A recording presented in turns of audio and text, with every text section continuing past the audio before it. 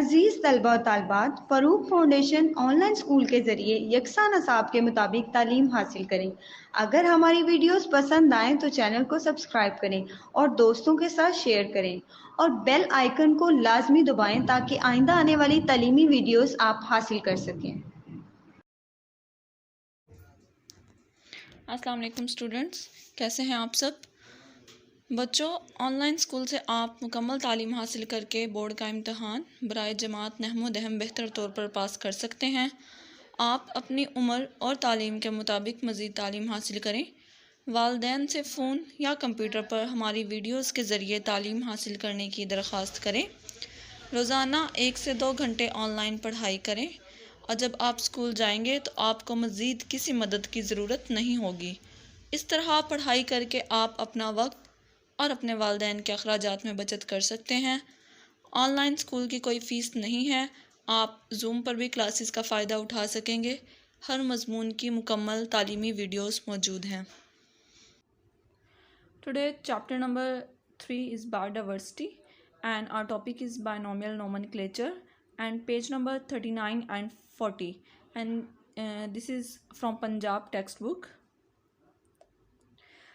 सबसे पहले हम लोग बायनोमियल नोमेनक्लेचर को डिस्कस करने से पहले रिवाइज कर लेते हैं कि हम लोगों ने पीछे इस चैप्टर में क्या क्या पढ़ा है।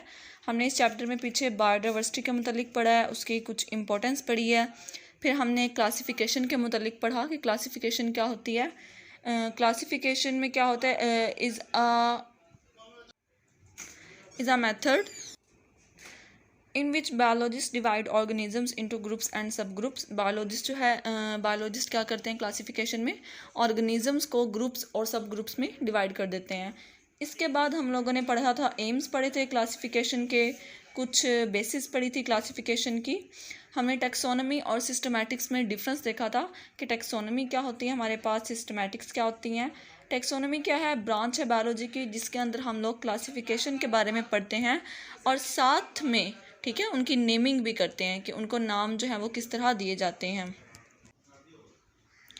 लेकिन सिस्टमैटिक में हम लोग क्या करते हैं, साथ में क्लासिफिकेशन भी करते हैं और उसकी एवोल्यूशनरी हिस्ट्री भी देखते हैं, उसकी एवोल्यूशन भी देखते हैं कि कहाँ से आबाओ अजदाद जो हैं वो जाके मिलते हैं या फिर सेम होते हैं। हम लोगों ने टेक्सोनमिक हायरार्की के बारे में पढ़ा हम लोगों ने। फिर हमने स्पीशीज़ के बारे में पढ़ा कि स्पीशीज़ क्या होती हैं। स्पीशीज़ जो है वो बेसिक यूनिट है क्लासिफिकेशन का, और स्पीशीज़ उनको बोलते हैं जो कि आगे जो है अपनी औलाद जो है या अपनी नस्ल को आगे बढ़ा सकें, अपनी फर्टाइल ऑफस्प्रिंग जो है उनको पैदा कर सकें। इसके बाद हम लोगों ने हिस्ट्री देखी थी क्लासिफिकेशन सिस्टम की। ये क्लासिफिकेशन सिस्टम सबसे पहले किसने दिया था, हमने देखा कि क्लासिफिकेशन सिस्टम सबसे पहले अरिस्टोटल ने दिया था। उसके बाद जो है बहुत सारे साइंसदान आए, बायोलॉजिस्ट आए और उन्होंने क्या किया, क्लासिफिकेशन सिस्टम में काफ़ी चेंजेस की, तब्दीलियाँ की। सबसे पहले जो हमारे पास क्लासिफिकेशन सिस्टम आया वो 2 किंगडम क्लासिफिकेशन सिस्टम था। और इस किंगडम में कौन कौन से 2 किंगडम थे, एक प्लांट और एक एनिमल। अब ऑर्गेनिजम्स को कैसे डिवाइड किया गया कि जो ऑर्गेनिजम्स ऑटोट्रॉप्स हैं, मतलब कि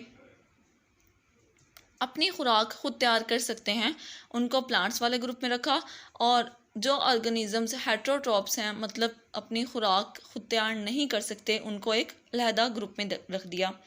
अब इस किंगडम को 2 किंगडम को रिजेक्ट क्यों कर दिया गया, क्योंकि इसके कुछ ड्रॉबैक्स थे। और वो ड्रॉबैक्स क्या थे कि यूग्लिना लाइक ऑर्गेनिजम्स जो हैं, जिनके अंदर कुछ खसूसियात प्लांट्स वाली पाई जाती हैं और कुछ एनिमल्स वाली पाई जाती हैं, उनके लिए कोई जगह नहीं बताई गई कि वो प्लांट में रखे जाएंगे या फिर एनिमल्स में रखे जाएंगे।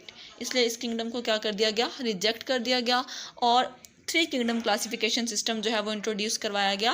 3 किंगडम क्लासिफिकेशन सिस्टम किसने इंट्रोड्यूस करवाया, अर्नस्ट हैकेल ने इंट्रोड्यूस करवाया। 3 किंगडम क्लासिफिकेशन में जो किंगडम बनाया गया था वो किस चीज़ के लिए बनाया गया था, प्रोटिस्टा उसका नाम रखा गया। और वो बनाया गया ऐसे ऑर्गेनिजम्स के बारे में जिनकी कुछ खसूसियात प्लांट से मिलती हैं और कुछ जो हैं एनिमल से मिलती हैं। अब इस किंगडम को रिजेक्ट क्यों किया गया, क्योंकि इस किंगडम में प्रोकैरियोट्स और यूकैरियोट्स के मुतालिक कुछ भी नहीं बताया गया था कि प्रोकैरियोट्स को कौन से किंगडम्स में रखना है और यूकैरियोट्स को कौन से किंगडम्स में रखना है। पहला ड्रॉबैक ये था। और दूसरा ड्रॉबैक ये था कि फंजाई जो है उसकी कुछ खसूसियात जो हैं वो प्लांट से मिलती हैं, जैसा कि उसके अंदर सेल वॉल होती है, और कुछ खसूसियात एनिमल से मिलती हैं, जैसा कि वो अपनी खुराक खुद तैयार नहीं कर सकते।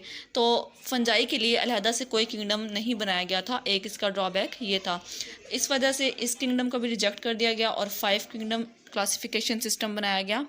5 किंगडम क्लासिफिकेशन सिस्टम सबसे पहले किसने सजेस्ट किया था? ई चैटर ने किया था 1937 में। बाद में रॉबर्ट विटेकर ने क्या किया? रॉबर्ट विटेकर ने 5 किंगडम क्लासिफिकेशन सिस्टम जो बनाया वो किस बेस पे बनाया? लेवल ऑफ सेलुलर ऑर्गेनाइजेशन की बेस पे और प्रिंसिपल मोड्स ऑफ न्यूट्रिशंस की बेस पे कि कौन से ऑर्गेनिज्म जो हैं वो किस तरह अपनी खुराक हासिल करते हैं। 5 किंगडम्स के बारे में हम लोगों ने पढ़ा कि कौन कौन से किंगडम्स हैं। Kingdom Monera, kingdom Protista, kingdom fungi, kingdom plants, kingdom animals. ठीक है, हमने इन 5 किंगडम्स के बारे में पढ़ा, इनकी खसूसियात पढ़ी। फिर हमने स्टेटस ऑफ वायरस भी पढ़ा कि वायरस का क्या मकाम है, क्योंकि वायरस को हमने किसी किंगडम में भी नहीं रखा। तो हमने वायरस को किसी किंगडम में भी क्यों नहीं रखा? क्योंकि वायरस जो है वो एक बॉर्डर लाइन पे है। लिविंग होस्ट के अंदर ये अपने आप को लिविंग शो करवाता है, और विदाउट लिविंग होस्ट जब ये बाहर होता है, किसी ऑर्गेनिज्म के अंदर, किसी इंसान के अंदर नहीं होता और बाहर होता है, तो फिर ये क्या है? अपने आप को नॉन लिविंग शो करवाता है। और वायरस जो है वो क्या है? ए सेलुलर है, इसका कोई सेल नहीं होता, इसका एक प्रोटीन स्ट्रक्चर होता है और उसके अंदर सिर्फ एक डीएनए या फिर आरएनए पाया जाता है। इस वजह से वायरस को किसी भी किंगडम में शामिल नहीं किया गया और वायरस को नॉन लिविंग जो है वो ठहराया गया है। आज का जो हमारा टॉपिक है वो है बायनोमियल नोमेनक्लेचर। बाय का मतलब होता है दो, नोमियल नोमेनक्लेचर का मतलब, नोमेनक्लेचर क्या है? नोमेनक्लेचर जो है वो रूल्स को बोलते हैं। ठीक है, कि हमने अब नाम हमने किस चीज़ को देने हैं? हम लोग बायो पढ़ रहे हैं तो इसका मतलब है ऑर्गेनिजम्स को नाम देने हैं। ऑर्गेनिजम्स को कैसे नाम देने हैं? हमने एक ऑर्गेनिज्म का नाम जो है वो कितने लफ्ज़ पे मुश्तमिल होना चाहिए? जो रखना है 2। ठीक है, इसलिए यहाँ पे लफ्ज़ जो है वो बाय इस्तेमाल किया गया है। Binomial nomenclature is the method, binomial nomenclature क्या एक ऐसा मेथड है ऑफ गिविंग साइंटिफिक नेम्स, जिसमें क्या दिए जाते हैं? साइंटिफिक नेम्स दिए जाते हैं, साइंसी नाम दिए जाते हैं टू लिविंग ऑर्गेनिजम्स। ठीक है, किनको दिए जाते हैं? लिविंग ऑर्गेनिजम्स को, जानदारों को दिए जाते हैं। तो नोमेनक्लेचर क्या है? बायनोमियल नोमेनक्लेचर क्या है? एक ऐसा मेथड है जिसके अंदर लिविंग ऑर्गेनिजम्स को साइंटिफिक नेम दिए जाते हैं एज द वर्ड बायनोमियल। अब बायनोमियल लफ्ज़ जो है सजेस्ट कर रहा है, क्या बता रहा है हमें? The scientific name of a species consist of 2 names. ठीक है, बाय का मतलब होता है 2। तो यहाँ पे क्या है? जिस भी हम लोग स्पीशी का नाम रखेंगे वो नाम कितने लफ्ज़ों पे मुश्तमिल होगा? 2 लफ्ज़ों पे। और द फर्स्ट इज़ जीनस, पहला क्या होगा? Genus, and the second one is the name of species, और सेकंड उसका जो पार्ट होगा वो क्या होगा? स्पीशीज़ का होगा। अब अगर आपको याद हो तो हमने स्पीशीज़ और जीनस इससे पहले भी कहीं पढ़ा है। हम लोगों ने पढ़ा था सबसे पहला जो सबसे बड़ा टैक्सा है वो क्या है? हमारे पास किंगडम है, फिर फाइलम है, क्लास है, ऑर्डर है, फैमिली है, और फिर जीनस है, और लास्ट में हमारे पास स्पीशीज़ है। तो लास्ट में जो लास्ट वाले सबसे स्मॉलेस्ट हमारे पास टैक्सोन आते हैं, जीनस और स्पीशी, हमने उनको लेने हैं और उनसे नाम बना देना है किसका? किसी भी स्पीशी का या किसी भी लिविंग ऑर्गेनिज्म का। फर्स्ट जो उनमें वर्ड होना चाहिए वो जीनस का होना चाहिए, और सेकंड क्या होना चाहिए? स्पीशीज़ का होना चाहिए। इसमें हमने कोई रद्दोबदल नहीं करना कि हम लोग स्पीशीज़ का नाम पहले लिख दें और जीनस का नाम बाद में लिखें। तो इस तरह जो है आपका जो साइंटिफिक नेम है वो गलत जो है वो साबित होगा। ये रूल है, तो हमने क्या करना है? पहले जीनस का ही नाम लिखना है और बाद में किसका लिखना है? स्पीशीज़ का लिखना है। स्वेडिश बायोलॉजिस्ट कॉर्लिस लिनस, हमने कॉर्लिस लिनस के बारे में पहले भी पढ़ा था कि कॉर्लिस लिनस ने क्या किया है? ऑर्गेनिजम्स को, स्पीशीज़ को नेम्स दिए हैं। तो कॉर्लिस लिनस की यहाँ पे डेट ऑफ बर्थ और डेट ऑफ डेथ जो है लिखी हुई है 1707 से 1778 तक। फर्स्ट इंट्रोड्यूस्ड, सबसे पहले क्या करवाया था? इंट्रोड्यूस, मुतारिफ़ करवाया था, एंड अडॉप्टेड, और अपनाया था। अडॉप्टेड का मतलब होता है अपनाना, इंट्रोड्यूस मुतारिफ़ करवाना। The system of binomial nomenclature, सबसे पहले जो बायनोमियल नोमेनक्लेचर का जो तारुफ करवाया गया या जिस इंसान ने बनाया उस सिस्टम को, उसका नाम था Carolus Linnaeus. His system spread rapidly and became popular. उसका जो सिस्टम था वो क्या हुआ, रैपिडली, तेज़ी के साथ, ठीक है, रैपिडली फैल गया, स्प्रेड फैलना, बहुत तेज़ी के साथ फैला, एंड बिकेम पॉपुलर, और बहुत ज़्यादा क्या हो गया, मशहूर हो गया। क्या मशहूर हो गया, उसका सिस्टम जो उसने बनाया था कि किसी भी ऑर्गेनिज्म या स्पीशी को हमने नाम किस तरह देना है, 2 वर्ड पे, ठीक है, पहला जीनस और दूसरा स्पीशीज़।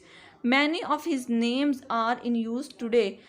उसके रखे हुए कुछ नाम हम लोग अब तक इस्तेमाल कर रहे हैं, ठीक है, कुछ में जो है चेंजिंग हो चुकी हैं, लेकिन कुछ नाम जो उसने रखे थे वो अभी तक इस्तेमाल हो रहे हैं। आगे है सम ऑफ द रूल्स। अब हमने कुछ रूल्स पढ़ने हैं, कवानीन पढ़ने हैं कि हम लोगों ने जो नाम लिखने हैं वो किस तरह हम लोग लिख सकते हैं। कुछ रूल्स होते हैं किसी भी चीज़ को अपनाने के। तो बायनोमियल नोमेनक्लेचर्स के जो रूल्स हैं वो कौन कौन से हैं हम लोग पढ़ते हैं। Are universally adopted while suggesting and documenting scientific names are. जब भी हम लोग डॉक्यूमेंट में उसके नाम लिखेंगे या फिर हम लोग हैंड रिटन लिखेंगे या फिर हम लोग किसी भी ऑर्गेनिज्म या स्पीशी का साइंटिफिक नेम लिखेंगे तो उसके लिखने के लिए भी हमारे पास कुछ रूल्स होने चाहिए। और वो रूल्स कौन कौन से हैं। Scientific names are usually printed in italics, ठीक है, साइंटिफिक नेम्स जो हैं वो ज़्यादातर प्रिंटेड किस में होते हैं, इटैलिक्स। इटैलिक्स किसको बोलते हैं, इटैलिक्स में थोड़ा सा वर्ड्स को टेढ़ा करके लिखा जाता है। जैसे मैं यहाँ पे लिख रही हूँ वर्ड को, ये थोड़ा सा टेढ़ा किया हुआ है, ठीक है, तो हम लोग क्या लिखेंगे, इटैलिक्स में वर्ड्स को थोड़ा सा टेढ़ा लिखते हैं। सच एज होमो सैपियंस, जैसा कि यहाँ पे ह्यूमंस का जो साइंटिफिक नेम है होमो सैपियंस वो बताया गया है। तो अगर आप इस पे गौर करें तो आपको पता चलेगा कि होमो सैपियन जो है हमें सारी लाइन से क्या है, थोड़ा सा अलहदा नज़र आ रहा है। वो क्यों हमें अलहदा नज़र आ रहा है, क्योंकि होमो सैपियन को क्या किया गया है, थोड़ा सा टेढ़ा करके लिखा गया है, स्लांट में लिखा गया है। When handwritten they are underline. अब हम जब डॉक्यूमेंट्स में प्रिंट करेंगे तो वहाँ पे हमारे पास फ़ॉन्ट होते हैं, ठीक है, हम लोग उस फ़ॉन्ट से चेंज कर सकते हैं। तो लेकिन जब हम लोग हाथ से लिखेंगे तो हम क्या करेंगे, उसको अंडरलाइन कर देंगे। कोई भी लफ्ज़ जो है उसको क्या कर देंगे, अंडरलाइन कर देंगे। जैसे कि मैं यहाँ पे होमो सैपियन को मैंने अंडरलाइन किया है। तो जब हाथ से आप लोग लिखोगे तो क्या करोगे, साइंटिफिक नेम को आपने क्या कर देना है, अंडरलाइन कर देना। ये इसका रूल है कि जब हम लोग डॉक्यूमेंट्स में कंप्यूटर्स के ज़रिए या मशीन के ज़रिए टाइप कर रहे होते हैं तो हम लोग क्या लिखेंगे, उसको इटैलिक्स में लिखेंगे, उसका फ़ॉन्ट चेंज कर देंगे। लेकिन जब हम लोग उसको हैंड रिटन लिखेंगे, हाथ से लिखेंगे, तो हम लोग क्या करेंगे, उसको अंडरलाइन कर देंगे। अब सेकंड रूल हमारे पास क्या है, the first term generic name always begin with capital letter. Begin start करना किसी चीज़ को, जो हम लोग साइंटिफिक नेम जो यूज़ कर रहे हैं उसका फर्स्ट वर्ड जो है हमेशा कैपिटल लेटर से स्टार्ट होगा, ठीक है। उसका जो लेटर फर्स्ट लिखा जाएगा वो क्या लिखा जाएगा, कैपिटल लिखा जाएगा, स्मॉल में आपने नहीं लिखना। वाइल, जबकि species name is never capitalised. लेकिन जब आप लोग स्पीशीज़ का नाम लिखोगे तो उसको आप कभी भी कैपिटलाइज नहीं करोगे, मतलब कि उसको बड़ा नहीं लिखोगे, ठीक है। आप उसको क्या लिखोगे, स्मॉल लेटर्स में लिखोगे। जैसा कि यहाँ पे फर्स्ट रूल में होमो सैपियंस को लिखा गया है।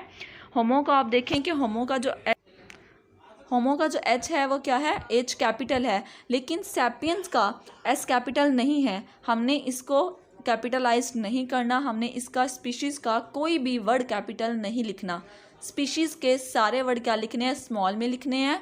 और जो हम लोगों ने जनरल लिखना है, जो जीनस नेम लिखना है, फर्स्ट नेम जो लिखना है, उसका हमने फर्स्ट वर्ड जो है वो क्या लिखना है, कैपिटल लिखना है।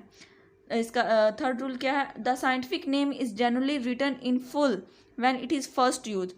जब हम लोग क्या करते हैं, साइंटिफिक नेम को पहली दफ़ा लिखते हैं तो वो पूरा लिखा जाता है। But when several species from the same genus are being listed, it may then be abbreviated by just using an initial for genus। लेकिन जब हम उसी वर्ड को बार बार एक ही पैराग्राफ में यूज़ कर रहे होते हैं तो हम लोग उसको क्या कर देते हैं, उसका एब्रीवेशन लिखते हैं, उसको स्मॉल में लिखते हैं, ठीक है, वर्ड को थोड़ा स्मॉल कर देते हैं।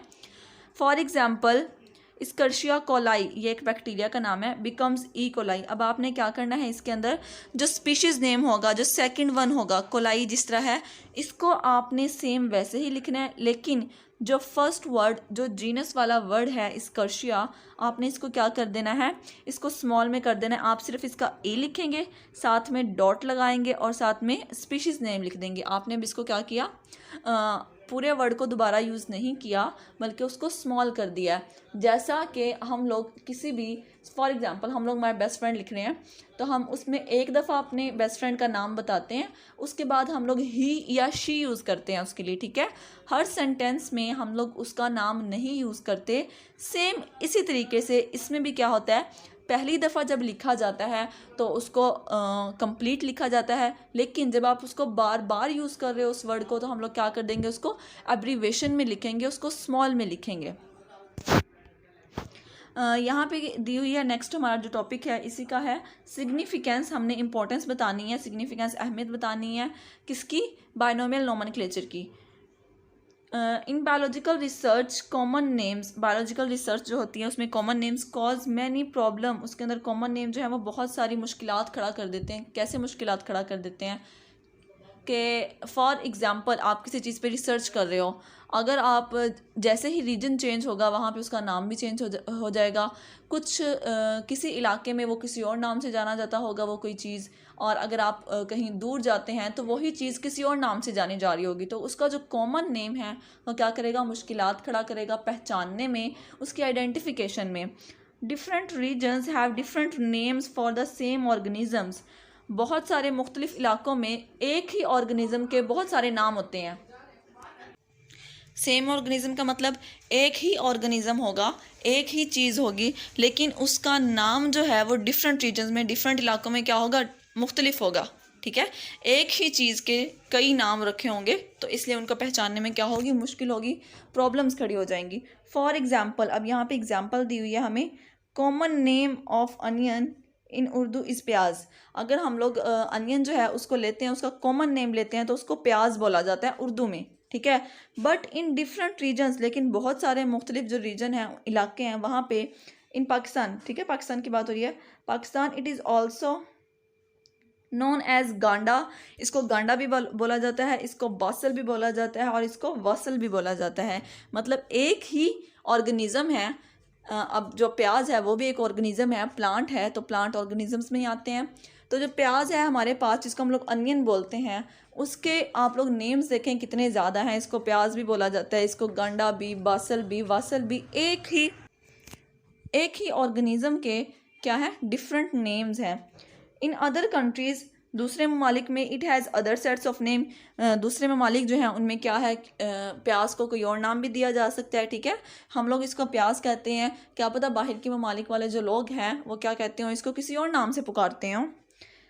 इन साइंस, अब साइंस में क्या है, it is non with a single name. अब साइंस में इसको एक ही सिंगल नेम दिया गया है, वो क्या है, एलियम सिपा, ठीक है। क्या नाम है इसका, एलियम सिपा इसका नेम है। एलियम सिपा, इसके अंदर क्या है, एलियम जो है वो जीनस है और सिपा जो है हमारे पास क्या है, इसकी स्पीशी है। आपने याद रखना है, फर्स्ट वर्ड जो होगा वो क्या होगा, जीनस होगा, और सेकंड वर्ड क्या होगा, स्पीशी होगा। तो इसके अंदर जो एलियम है वो हमारे पास क्या है, जीनस है, एंड सिपा हमारे पास क्या है, इसकी स्पीशीज है। In some cases different organisms are called by the same common name. अब डिफरेंट ऑर्गेनिज्म जो हैं उनका क्या है, बहुत सारे कॉमन नेम भी हैं। For example, the name of black bird, black bird किसको बोला जाता है, इज़ यूज्ड फॉर क्रो, कौवा जो होता है उसके लिए इस्तेमाल किया जाता है, as well as for raven, और रेवन के लिए भी इस्तेमाल होता है। अब ब्लैक बर्ड जो है वो क्या है, दो ऑर्गेनिज्म के लिए इस्तेमाल हो रहा है, क्रो के लिए और रेवन के लिए। कॉमन नेम्स, आम जो नाम है, हैव नो साइंटिफिक बेसिक, उनकी कोई साइंटिफिक बेसिस नहीं है। For example, a fish is a vertebrate animal, एक फ़िश जो है वो एक वर्टिब्रेट एनिमल है। और वर्टिब्रेट एनिमल्स कौन से होते हैं, ऐसे एनिमल्स जिनके अंदर स्पाइनल कॉर्ड पाई जाती है, मतलब कि रीढ़ की हड्डी पाई जाती है। तो फिश क्या है, एक वर्टिब्रेट एनिमल है। विथ फिन्स एंड गिल्स, जिसके फिन्स भी होते हैं और गिल्स भी होते हैं। But several common name of silver fish, crayfish, jellyfish and starfish do not fit the biologist definition of a fish। लेकिन जिस तरह की क्रेफिश है, जेलीफिश है या स्टारफिश है, ये क्या है, फ़िश की खसूसियात में नहीं आके मिलती। क्यों, क्योंकि इनके अंदर गिल्स या फिर फिन्स नहीं हैं, या फिर इनके अंदर स्पाइनल कॉर्ड नहीं है, ये वर्टिब्रेट नहीं है। तो ऐसे भी कुछ ऑर्गेनिज्म इस दुनिया में पाए जाते हैं कि जिनको हम लोग एक स्पीशी में तो रखते हैं, लेकिन वो उसकी स्पीशी से क्या है, अक्सर जो है वो मैच नहीं कर रही होती। Common names to avoid all these confusions, इन तमाम कन्फ्यूजन्स को, ये जो मुश्किलात हैं इनको हल करने के लिए क्या किया, organisms are given scientific names, organisms को, जानदारों को क्या दे दिए गए हैं, साइंटिफिक नेम, साइंसी नाम दे दिए गए हैं। बाय यूजिंग बायनोमियल नोमेनक्लेचर, किस मेथड के तहत दिए गए हैं, बायनोमियल नोमेनक्लेचर के तहत, ठीक है, बायनोमियल नोमेनक्लेचर वाला मेथड यूज़ किया गया है और उससे हमने क्या किया है कि ऑर्गेनिजम्स को साइंटिफिक नेम दे दिए हैं। The value of this system is due to its widespread, ये इसकी इतनी वैल्यू क्यों है, क्योंकि वाइड स्प्रेड, ये बहुत पूरी दुनिया में यही सिस्टम फैला हुआ है नाम रखने के लिए। And the stability of its name, और उनके जो रखे हुए नाम हैं वो क्या हैं, अब तक माने जाते हैं। In binomial nomenclature every species can be unambiguously identified in just 2 words. Same name can be used all over the world in all languages, avoiding difficulties of translation. अब साइंटिफिक नेम्स का हमारे पास क्या फ़ायदा हो रहा है कि हमने जो एक साइंटिफिक नेम किसी ऑर्गेनिज्म का रख दिया है, पूरी दुनिया में वही साइंटिफिक नेम क्या है उसका इस्तेमाल होगा, चाहे उस मुल्क में कोई भी ज़ुबान बोली जाती है, ठीक है। अगर किसी मुल्क में कोई भी ज़ुबान बोली जाती है तो साइंटिफिक नेम्स पे उसका, उस ज़ुबान का कोई असर नहीं पड़ेगा। साइंटिफिक नेम जो है वो पूरी दुनिया में ऑर्गेनिज्म का एक ही रखा जाता है। जिस तरह कि हमने प्याज का कहा कि एलियम सिपा जो है उसका नाम है, ह्यूमंस को होमो सैपियंस बोला जाता है। तो पाकिस्तान में या फिर बाहर के ममालिक में जहाँ भी हम लोग होमो सैपियंस का नाम लेंगे, इसका मतलब क्या होगा, ह्यूमंस ही होगा। यहाँ पे कुछ एग्जाम्पल्स दी गई हैं, कॉमन नेम और scientific name. Common name onion का क्या है, एलियम सिपा। सी स्टारफिश जो है उसका क्या है, Asterias Robbins. And house crow का क्या है, कॉर्वस प्लैंडेंस, ठीक है। ये क्या है, इनके कॉमन नेम और साइंटिफिक नेम है। ये आप लोगों ने एज आ MCQ याद करना है, ठीक है, या इसको ध्यान में रखना है एज आ MCQ। ये टॉपिक जो है हमारा कंप्लीट हो चुका है। हम लोग इसमें रिवाइज कर लेते हैं कि हमने आज क्या क्या पढ़ा है। हमने बायनोमियल नोमेनक्लेचर के बारे में पढ़ा है कि बायनोमियल नोमेनक्लेचर क्या है, एक ऐसा मेथड है जिससे ऑर्गेनिजम्स या स्पीशीज़ को नाम दिए जाते हैं और वो नाम कितने लफ्ज़ों पे मुश्तमिल होता है, 2 लफ्ज़ पे मुश्तमिल होता है। पहला लफ्ज़ जो उसके अंदर होता है जीनस होता है और दूसरा लफ्ज़ उसके अंदर स्पीशीज़ होता है। फिर हमने इसके कुछ रूल्स पढ़े कि इसके क्या कवानीन हैं, तो इसके क्या रूल्स हैं। सबसे पहले इसको अगर हम लोग प्रिंट फॉर्म में ले रहे हैं, टाइप कर रहे हैं, तो हम इसको इटैलिक्स में लिखेंगे, थोड़ा सा टेढ़ा करके लिखेंगे। लेकिन अगर हम हैंड रिटन अपने हाथ से लिख रहे हैं तो हम उसको क्या करेंगे, अंडरलाइन कर देंगे उन वर्ड्स को जो कि साइंटिफिक नेम है। सेकंड रूल इसका क्या था कि हमेशा जो जीनस नेम है वो क्या होगा, पहले आएगा और स्पीशीज़ नेम बाद में आएगा, और जीनस नेम का फर्स्ट वर्ड हमेशा कैपिटल होगा। थर्ड रूल हमारे पास क्या था कि हम लोग साइंटिफिक नेम्स जो दिए गए हैं उनको एक ही पैराग्राफ में बार बार इस्तेमाल पूरे लफ्ज़ को नहीं करते, बल्कि उनका एब्रीवेशन यूज़ करते हैं। उसके बाद हमने इसकी कुछ इंपॉर्टेंस पढ़ी कि क्यों दिए जाते हैं। वो इस वजह से दिए जाते हैं क्योंकि डिफरेंट कंट्रीज़ में, मुख्तलिफ ममालिक में या मुख्तलिफ रीजन में एक ही ऑर्गेनिज़म के कई नाम होते हैं। डिफरेंट रीजन्स में डिफरेंट जो है मुख्तलिफ ममालिक में मुख्तलिफ किस्म के नाम रखे जाते हैं एक ही ऑर्गेनिज़म के, एक ही स्पीशी के। तो इस मसले को हल करने के लिए क्या किया, बायोलॉजिस्ट ने एक तरीका निकाला, बायनोमियल नोमेनक्लेचर, जिसको नाम दिया गया और उसके तहत हर स्पीशी का एक नाम रख दिया गया जो कि साइंटिफिक नेम है। जैसा कि एग्जांपल दी गई थी प्याज की, कि प्याज जो है पाकिस्तान में भी उसके डिफरेंट जो है वो नाम है इलाकों के हिसाब से। कहीं पे इसको उर्दू में प्याज बोला जाता है, कहीं पे इसको गांडा, कहीं पे बासल, कहीं पे वासल बोला जाता है। तो इस मसले को हल करने के लिए क्या किया, इसका एक साइंटिफिक नेम रख दिया गया जिसको कहते हैं एलियम सिपा।